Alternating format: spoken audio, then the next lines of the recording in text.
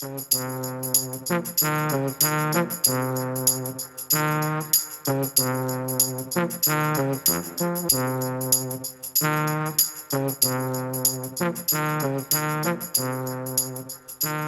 39. Spirituality and religion. What I now know today for sure. Non-religious but spiritual human being. Good evening. How are you doing today? My name is Dumi, and I began this journey on the 13th of October 2021. Today I am presenting episode 39 in my 145th day of my journey, and I am grateful for the changes and blessings I have had so far. Absolutely nothing in life is a coincidence. Every failure and every success is exactly as it is because it has to be that way. I believe that now. I believe it at the beginning of my journey, and I still believe it today. I am not a follower of a specific religion right now. However, I have a philosophy solidly grounded in spirituality. I have not done very well in the past following a very specific set of organized beliefs and practices, and I have found that the communities that share this set of principles have a certain rigidity or perhaps a strictness about living life where they sometimes do not take very kindly to one's errors of judgment, and as the normal life experiences happen, the specific rules meant to build one's character, one's beliefs, one's attitude, and a way of living in religion makes a lot of sense for me. However, I have fell short many times as I try to adhere to these rules which are so important in religion. On the other hand, as an individual who embraces the idea of individual experience and the individual path, and that everyone is unique and has goals that are different from another's, and practice individual routines that may or may not change depending on what it is I require at that time. Or I should better maybe say it as a day-to-day commitment based on life's terms. I can therefore say that I am a non-religious but a spiritual human being. I have an understanding that my life has a clear sense of purpose, and I am satisfied with life as it is in general. I have come to a place where I listen while pursuing truth of life. I understand that I exist in four parts. I am a physical being. My body exists as a vessel that allows me to touch, to feel, to taste, see, and to hear what is in my environment, not only for me, but for itself to sustain itself so that my physical existence in the world can be as long as possible. I have a mind that works hand in hand with my physical being and guides the physical body towards the good experiences and away from the dangers that might shorten its lifespan. The mind constantly changes. It is adaptive and evolves every second of its existence. It stores information based on what is learned and what is experienced. The brain, in which the mind exists in, grows as and when the physical body grows, and the mind continually grows as long as the body sustains it and as long as it is exercised or used. I have a soul, that eternal being that moves from one vessel to the next as it exists eternally and I believe it is the direct link to my spirit, which is the line of communication with the power that is greater than myself.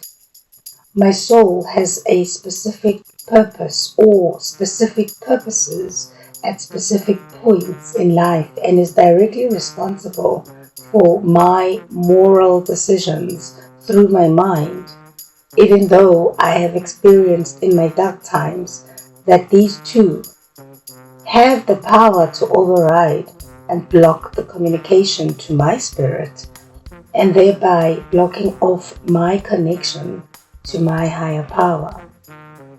This especially happens at times when the body and the mind work together to disregard the higher power's guidance. The idea of faith is part and parcel of my journey, and I accept that the religious teachings have been gifted to us through a historical or archetypal figure such as Christ in Christianity, Buddha in Buddhism, Moses, Krishna in Hinduism, Muhammad in Islam.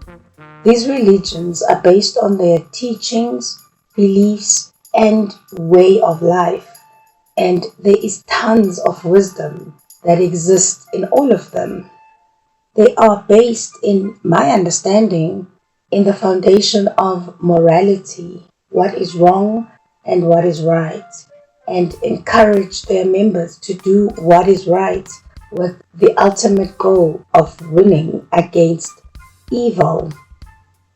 I have not mentioned traditional Africanism here because I believe it is more of a lifestyle than a religion. In the sense, I am not deterred from honestly asking myself what their principles and ideas mean to me as an individual and harbor no prejudice on the subject. Although I was born alone, with my soul and my spirit intact, I live in a society, a community, and a group, a family that guides me as I grow, but my body will die alone. What happens around me will influence me in one way or another, and I am contributing in one way or another to the greater scheme of things. My actions will affect others, and their actions will affect me. I now know, though, that I can choose what is right for me and what is not, with the assistance of my higher power, of course, through my spirit. I can allow that guidance to take place with minimum interference from the physical being or its desires and attachments, with its main purpose being survival as a physical part of me. Through removing blockages I experience every once in a while that stop the harmony of balance between my body, mind, soul, and my spirit. That balance, I am learning, opens up the connection to my higher power and stops my mind from taking over the steering wheel while I travel on this path. The purpose of these four I break down as follows. They all have specific roles to play, and all are needed to reach that authentic happiness and satisfaction with life. The body needs to be looked after as best as possible. I say this with the acceptance that I have not done the best I can to look after it. I need to eat healthy, I need to exercise it, I need to keep it clean both inside and outside and avoid intoxicants. I need to ensure it gets enough rest and has as much opportunity as possible to experience the diversity that exists in this beautiful world. According to lifescience.com, the human body is everything that makes up you. What decides and regulates the physical form and functions of the human body is our genetic information. However, external environments and behaviors can alter the way our human body looks and how well it functions according to human growth and development. The human body is made up of all the living and the non-living components that creates the entire structure of the human organism, including every living cell, tissue, and organ. On the outside, human anatomy consists of 5 basic parts: the head, the neck, the torso, arms, and legs. However, beneath the skin, there are countless biological and chemical interactions that keep the body machine ticking over. Our bodies consist of a number of biological systems that carry out specific functions which are necessary for everyday living. I need to keep away from overindulgence and addictions that stem from the mind and the chemicals it produces to create more of a negative or a positive immediate experience. This then brings me to the mind and its purpose on this sphere. I had to take the definition of the mind from Wikipedia, as I like the way it is simplified in there, because there are different schools of thought on the actual definition and the purpose of the mind. It is defined as a set of faculties responsible for mental phenomena. Often the term is used to identify the phenomena themselves. These faculties include thought, imagination, memory, will, sensation, and they are responsible for various mental phenomena like perception, pain, experience, belief, desire, emotion, and various overlapping classifications of mental phenomena have been proposed. Important distinctions group them together according to whether they are sensory, propositional, intentional, conscious, or occurrent. Minds were traditionally understood as substances, but it is more common in the contemporary perspective to conceive them as properties or capacities possessed by humans and higher animals. The soul in religion and philosophy, according to Britannica, is the immaterial aspect or essence of a human being, that which confers individuality and humanity, often considered to be synonymous with self. In theology, the soul is further defined as that part of the individual which partakes of divinity and often is considered to survive the death of the body. I do consider the soul to be immortal and is the part of us that drives us to finding wisdom, enlightenment, or even evil. I believe that the soul can be self-centered and has the choice centered around morality. Hence, a lot of religious people believe there is a heaven and a hell, using the Christian terms here, that the soul goes to after death, depending on the deeds done on earth to itself or to others, using its body and mind. The soul is directly linked to the mind, and the mind is directly linked to the body. Then there is the spirit, which refers to the part of us that connects and communicates with our higher power.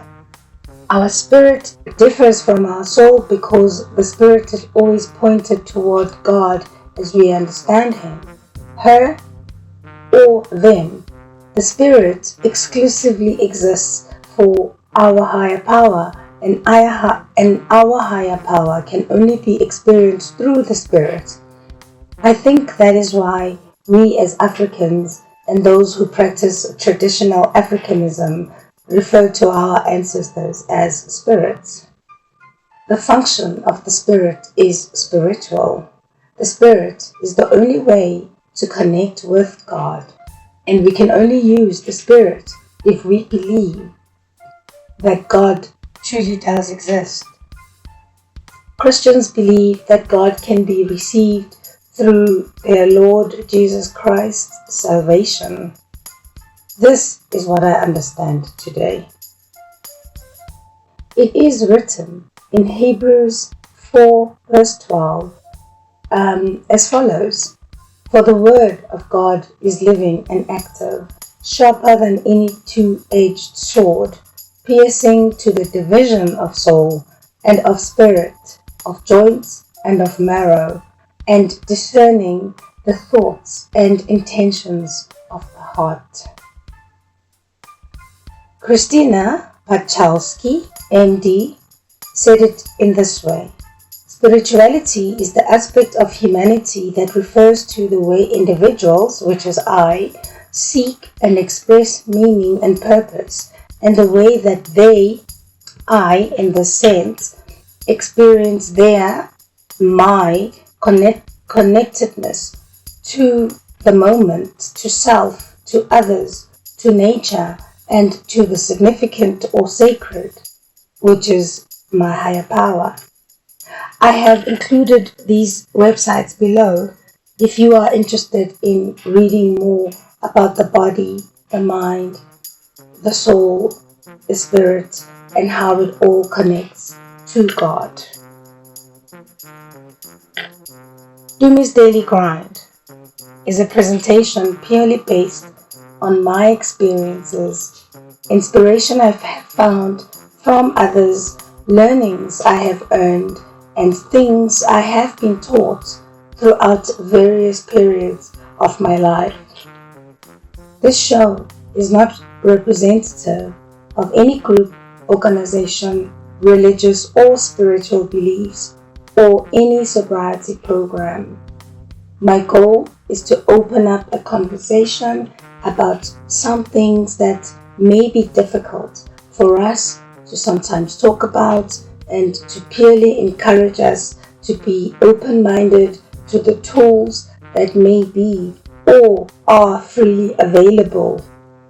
Here, I talk about recovery, spiritual growth, mental health issues, sobriety, relapses, and spiritual well-being, focusing mainly on the daily work, the grind that goes into finding peace of mind, contentment, freedom from addiction, life's hardship, daily spiritual and mental struggles.